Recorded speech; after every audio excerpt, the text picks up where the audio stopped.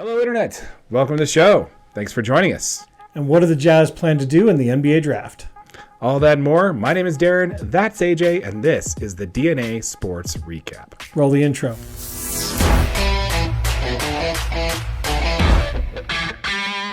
Let's go ahead and talk about the Utah Jazz. Now, we know we're all quite familiar. They have the number 9, number 16, and number 28 pick in this year's draft. First things first, let's go ahead and talk about the likelihood that they're going to keep all 3 picks. What do you think? I do not think they keep all 3 picks. I think the Jazz will move at least 2 of these. Oh, really? 2 of them? I think they move at least 2 of them. Okay. I think that they will. I think they've probably got their eyes on something in the late first round. Do you think they trade down or trade up?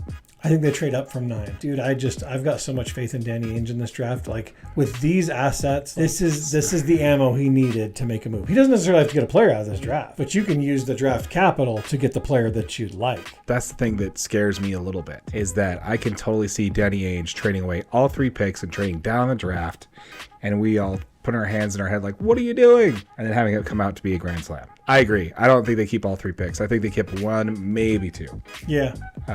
Maybe not a hot take. Maybe that's probably pretty obvious to everybody, but that's what I think is going to happen. Yeah. If you've watched any Danny Ainge at all, something crazy is going to happen. Yeah. And you probably won't like it to start, but No. If you've got questions with it, look at the Boston Celtics. All right, let's go ahead and talk about who I think. Let's say they stand pat, right? Because that's something we know for sure. As of right now, we know they have the number 9, 16, we know 28. which picks they currently own. Based off of the different ones that I looked at, here are the 3 players I think they pick. Okay. Let's talk about the number 28 pick. Now, this one is the only one that I don't think is going to hold because as we get close to the draft, his stock is continuing to rise, which kind of annoys me, is another Frenchman. I am picking Rayan Rupert, the 6'7" wing from France. As the Jazz number 28 pick. He's an 18-year-old with a 7'3" wingspan. And he's a shooter. He currently plays in Australia, professional basketball. Yep. And he's ESPN's 17 overall ranked prospect. Yeah. So I don't think he's going to still be on the board at 28. But I don't think there's a chance. This dude can really play. Yes. I mean, he's tearing up the Australian League. He is a knockdown shooter. He's big. He's long.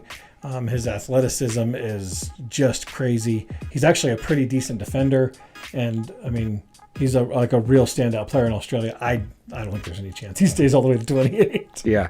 Originally, at the time of the draft, there's Sports SB Nation, CBS Sports had the Jazz picking him number 28. If he's available at 28, I guarantee the Jazz take him. I think if it looks like he's coming off the board, they might pick him at 16. Yeah. So I think that's probably a likelihood. Number 16, I got the Jazz taking Nick Smith Jr., guard from Arkansas. He's a 6'5" guard. He's a combo guard, good size, long reach. He's known for his downhill speed, body control, effortless speed, and he can change directions at will fluidly with the ball. He's not a good three-point shooter. I was thinking that he was more defensive. Like, he's more of a defensive-minded, yes, he kind is. of run downhill kind of player. Good combo guard, downhill speed, body control. I think he's the type of player that we want. Now that's going to pair with my number 9 pick. And that is going to be Taylor Hendricks, 6'9" forward from UCF. This guy is the epitome of a 3-and-D guy. He shoots 40%. I like Taylor Hendricks a lot, actually. He shoots 40% from 3 and is possibly the best defender in the draft. Yep. And, shooting 40% from 3 is great for a guy his size. Really great, yeah. This guy's 6'9". I don't think the Jazz are wanting to compete next year. I think they would be okay to be in a similar position they are to this year, maybe making the play-in tournament, maybe not. I don't think that Danny Ainge thinks this team's ready to compete next year, especially in the West. What do you think? I think, all fanboy aside, I think we see the Jazz be much more competitive in the first half of the year. And much more competitive. They were great in the first half. They started the first 10 games okay, and then they just kind of fell off, right? I mean, and I think the reason for that is nobody had any idea what they were going to be when they started. Right. There was a couple preseason games, but I think it jumped out and surprised a lot of basketball teams. But you saw Lauri Markkanen really come into his own. He found his comfort place. Walker Kessler got worlds better. And I think just with the talent of those 2 guys, you've got something to really build on. Kessler was a rookie, wasn't he? Kessler was a rookie. Yeah. But he never played like a rookie. No, that's why I'm like, wait a minute. He was out there He was a playing rookie. with confidence. He was out there blocking shots, shooting the ball. Like, I think if they re-sign Jordan Clarkson, which I do believe there's definitely a chance Jordan comes back, you've got a really talented player in Colin Sexton. You've got a backup point guard that I really, really like in Chris Dunn. I forgot about that signing. Yeah, I mean, forgot Chris about Dunn's Dunn. fantastic, dude. Yeah. So, Again, small guy, though. yeah, he's small, but, I mean, he's quick. He makes good decisions. I love that he has a chip on his shoulder because he didn't make it. He didn't have an easy path to the league.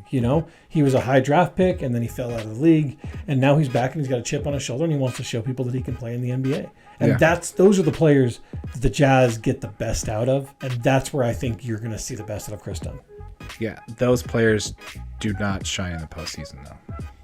That's the but we biggest don't need problem. Chris Dunn to shine in the postseason, because if we're to the postseason, you're relying on your 7-man rotation, and Chris Dunn's not one of those guys. Chris Wood's not one of those guys. Okay, Yeah. fair enough. I don't really think they keep all three of these guys, but those 3 picks are what I would pick if they were going to. If they could create some more space around Lauri Markkanen, it would make his life a whole lot easier. Yeah, To Lauri have a Markkanen- knockdown 3-point shooter that's not. I mean, and I love Jordan Clarkson. I mean, he's one of my favorite people, but he is one of the streakiest shooters in the NBA. He is hot or cold. Yeah, he's also kind of a defensive liability. You put Jordan Clarkson in when you're trying to get a bucket. You're trying to get out of a slump. JC, go in there, take the ball, and there's not a person on the floor that's going to stop. And once he sees one go through, you best believe there's 5 or 6 more coming.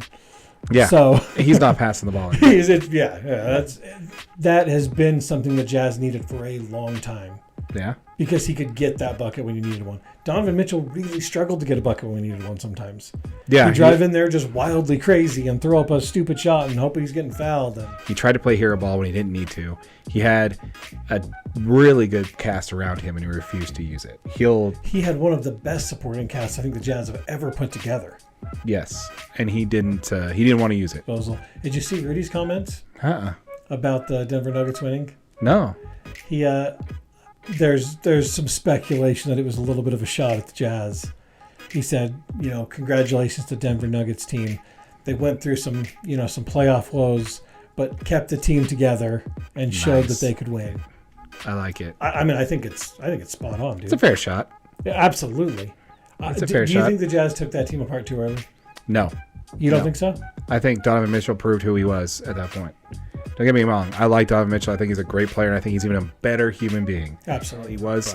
Everybody was saying Jamal Murray was just a bubble phenom. Honestly, you could say that's true of Donovan Mitchell. I don't think anybody's saying Jamal Murray is a bubble phenom after this. Definitely not. That's what I'm saying. Like, you Yeah. could dismiss that, but you can't. You Yeah. can still say that about Mitchell. So, As much as I love him, it's a true story. yeah, I think he fell in love with his own hype, and he thought that he was bigger than he was. He thought he was bigger than the team. If you didn't have Donovan Mitchell on that team, and you had somebody else with equal level of talent that was team focused, that Jazz team would still be together today. They had that person. Mike Conley. Equal level of talent. Team Really? focused. I think Mike Conley I think that's exactly why they brought Mike Conley to the Jazz. They brought him to try to keep an even head on Donovan Mitchell. I do agree with Okay. you. You know what I mean? I think that Donovan got to his own head. But I think that was the goal of Mike Conley, was to be the vet, to take him bring him down, back down and just show him like this is how you become successful in the NBA is don't get above yourself. You know what I mean? Play within your limits, play within the things that you can do.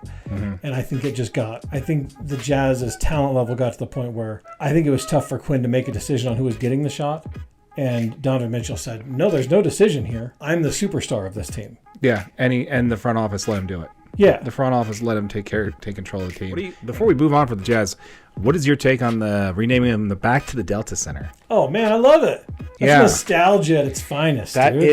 is a huge play. Do you think Ryan Smith and the front office championed that and gave Delta a discount to do that?